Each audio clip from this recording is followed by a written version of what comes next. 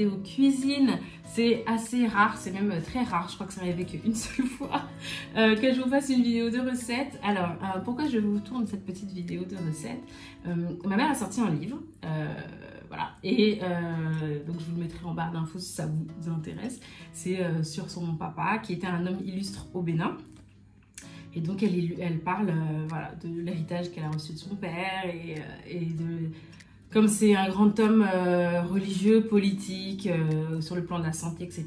au Bénin, elle donne sa version, qu'est-ce que c'était l'homme sur le point de vue personnel, quel papa il était, quel grand-père il était, etc. Aujourd'hui, on fait une petite réception à ma maman pour la féliciter. Et moi, j'ai proposé de faire mes cakes salés et des quiches. Donc je me suis dit que j'allais vous filmer cette préparation là sur YouTube. Vous retrouvez la recette en barre d'infos et puis c'est parti. Alors on va commencer par faire le cake salé. Donc c'est une base dans laquelle vous pourrez mettre toutes sortes de garnitures différentes. Donc moi, vous prenez de la farine et ça va être 200 g de farine. Donc avec un verre mesureur. Hop. Là, vous mettez le tout dans un bol comme ça. Voilà. Et vous rajoutez un sachet de levure. Donc un sachet de levure à l'intérieur. Et ensuite, vous mélangez bien la levure et la farine ensemble. Ensuite, vous rajoutez 4 œufs. Alors, ça ne sert à rien de m'écrire en me disant ça c'est pas la bonne recette, ça c'est pas truc, machin. Je suis absolument pas une spécialiste de la cuisine. Je ne suis absolument pas une grande cuisinière, etc. Voilà, moi je prépare juste pour faire plaisir aux gens que j'aime. Et la recette leur convient parfaitement. C'est bon, donc voilà, si vous faites seulement avec 3 œufs, vous en mettez 5, voilà, continuez avec, enfin voilà, je ne dis pas ici que c'est la meilleure des recettes, etc. C'est nous la recette qui nous convient, à moi. Donc, voilà, hein, on n'est pas ici, on peut se partager nos recettes, on n'est pas ici pour se juger par rapport à qui cuisine le mieux ou le moins bien. Voilà, je mélange les œufs. Ensuite, vous pouvez vous rajouter un petit peu d'huile. Moi, j'utilise de l'huile d'olive parce que j'aime bien le goût que ça laisse dans le gâteau. Vu que c'est un cake salé, je trouve que ça a un bon goût. Et aussi un produit laitier. Donc, vous pouvez mettre du lait ou de la crème liquide, par exemple, ou de la crème fraîche, enfin c'est vous qui voyez. Moi j'aime bien ajouter de la crème fraîche ou de la crème liquide, c'est en fonction des fois de ce que j'ai. Donc voilà, je dirais une cuillère comme ça. Oui, hein, ici on n'est pas sur des mesures exactes, voilà, on mélange, on voit ce que ça donne, ça fait bien, on continue. Voilà, c'est à la cool, la cuisine de maman, voilà. Hop, je rajoute du coup de l'huile. Et pareil, je fais un petit peu à l'œil, désolé hein.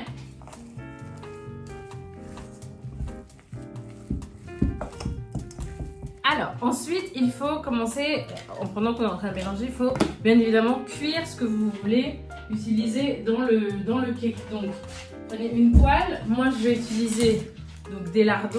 Pour un cake, je pense qu'une barquette, c'est suffisant. Après, si vous aimez quelque chose de très très gourmand pour vos cakes, n'hésitez pas à mettre 2 barquettes. Personne ne vous jugera.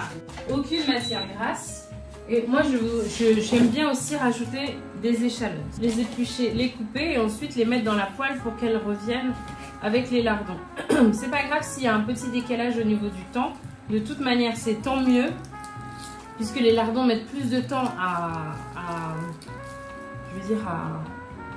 revenir. Et ils créent également de la matière grasse que vous pourrez du coup utiliser pour faire revenir vos lardons. Pour faire revenir vos oignons, pardon, par les échalotes, sans que les échalotes ne brûlent.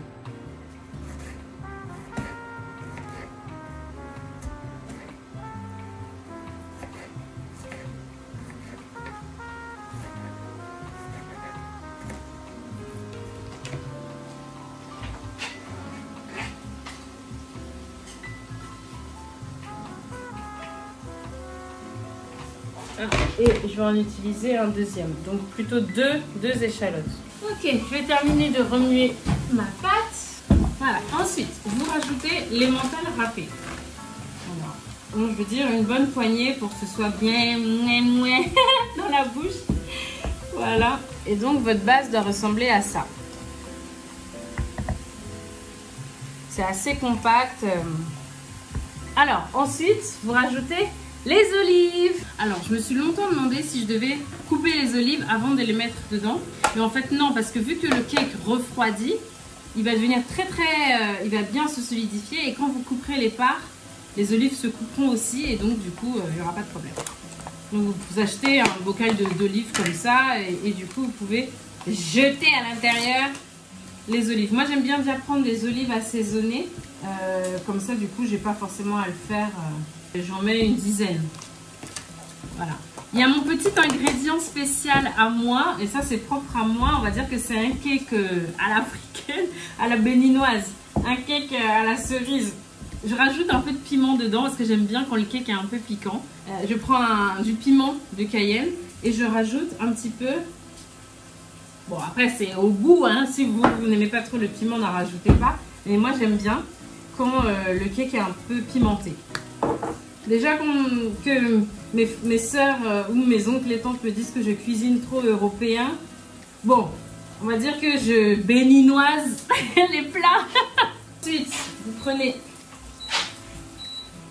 votre poêle et vous rajoutez du coup les lardons et les oignons dedans.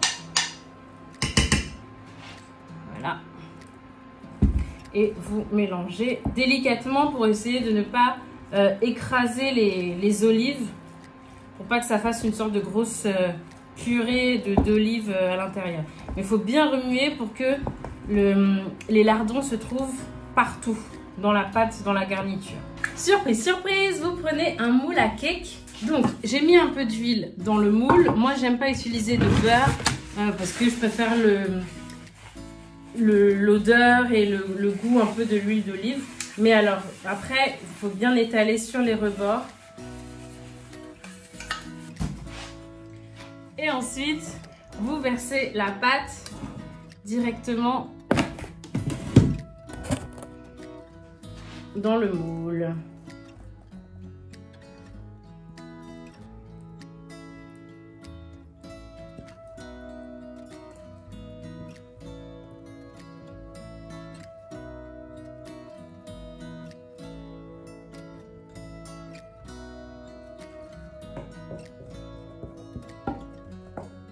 Maintenant, on va faire la garniture. J'ai qu'un seul four malheureusement, donc on va faire la garniture de la prochaine quiche, comme ça, parce que j'en ai déjà fait une.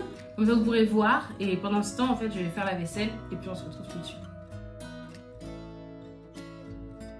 Alors, welcome back pour la quiche. Alors, pareil, c'est une quiche Lorraine façon cerise. Hein, on est très loin de la Lorraine. Je peux vous l'assurer, on n'est absolument pas sur les règles d'or de la quiche Lorraine. Vraiment, j'ai adapté. En fait, pour la petite histoire, quand j'étais au lycée, j'étais partie chez Vanny, ma meilleure amie, et elle m'avait montré la recette de sa maman pour faire des quiches qu'au fur et à mesure, donc c'est une recette qui a genre 15 ans, et au fur et à mesure, j'ai amélioré, enfin j'ai rajouté moi mes petites touches, etc. Donc voilà, donc effectivement, ce n'est pas une quiche académique. On est vraiment sur la quiche de comment nous on la mange ici. Voilà. Alors, pareil, vous prenez 2 portions de lardons. Là, pour les quiches, en général, j'aime bien que ce soit bien gourmand. Surtout que moi, j'ai des mangeurs de viande à la maison. Donc, voilà, je fais quelque chose de bien généreux en termes de lardons. Ah, et vous mettez dedans donc une barquette, enfin 2 barquettes du coup, de lardons. Dedans. Évidemment, on ne met pas de matière grasse, mais on ne met pas non plus de sel, parce que les lardons sont très salés. Et vous rajoutez, donc moi je rajoute des poivrons. Voilà, c'est là qu'on commence la variante sur la quiche lorraine. Je rajoute donc des poivrons. Au niveau quantité de poivrons, j'utilise des poivrons congelés parce que c'est plus simple, ils sont déjà faits et j'ai pas beaucoup de temps. Et je rajoute donc de l'échalote surgelée également et de l'ail. Vous pouvez faire tout ça frais si vous en avez envie, c'est juste que moi j'ai pas le temps et donc du coup je fais comme ça. Ensuite je mets le tout sur le feu et je laisse cuire. Donc ensuite vous prenez 4 œufs, moi j'en utilise 4 que je mets dans la quiche. Pareil, si vous préférez une quiche avec 3 œufs, vous utilisez 3 œufs. Si vous préférez 5 œufs, vous mettez 5 œufs. Chacun fait un peu comme il veut, c'est vraiment pour vous donner voilà, une idée générale. Moi je mets 4 œufs et ensuite vous rajoutez de la crème fraîche. Alors pareil, au niveau des quantités, c'est très aléatoire. Moi je mets 2 cuillères et 2. Donc là pour les 2 recettes, on a fini le pot de crème. Et donc pareil, je remue. Au niveau de l'assaisonnement, c'est pareil. J'aime bien mettre un petit peu de piment, moins que dans le cake, mais un petit peu quand même. Je mets également des petites herbes de Provence.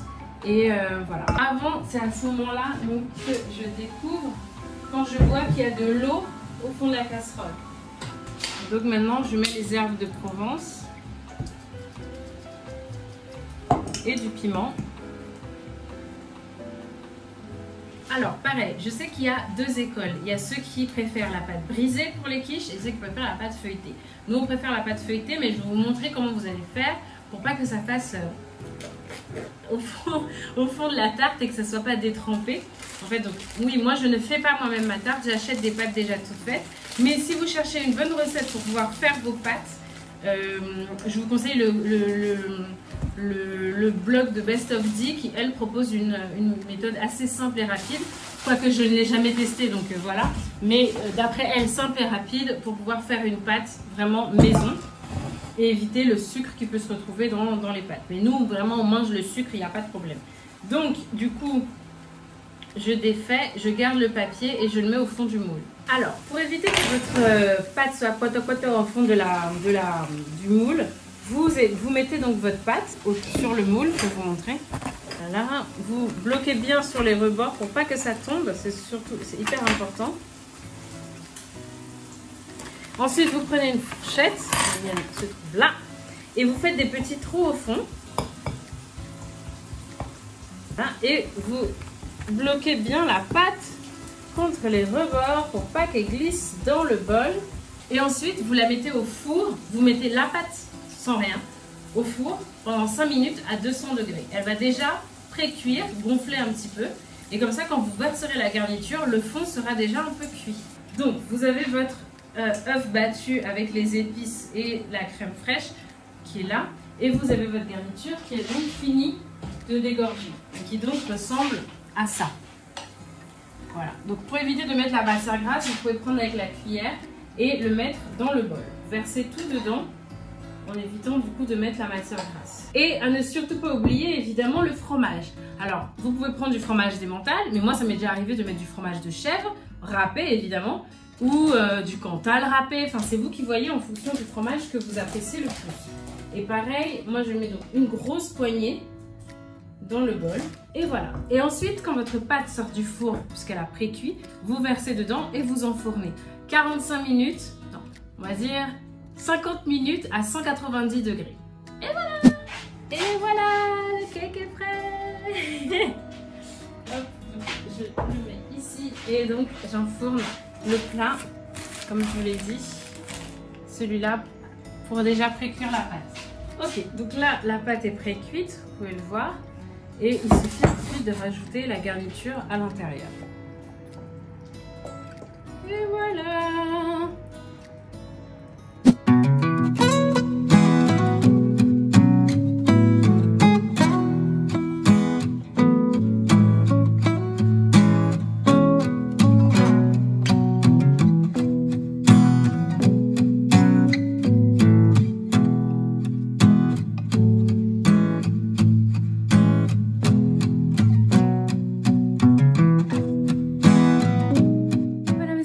C'est terminé pour cette vidéo, j'espère qu'elle vous a plu, que vous pourrez le faire à la maison. Surtout n'hésitez pas à m'envoyer en DM sur Instagram les photos de vos cakes et de vos quiches by Cerise, ça me ferait super plaisir.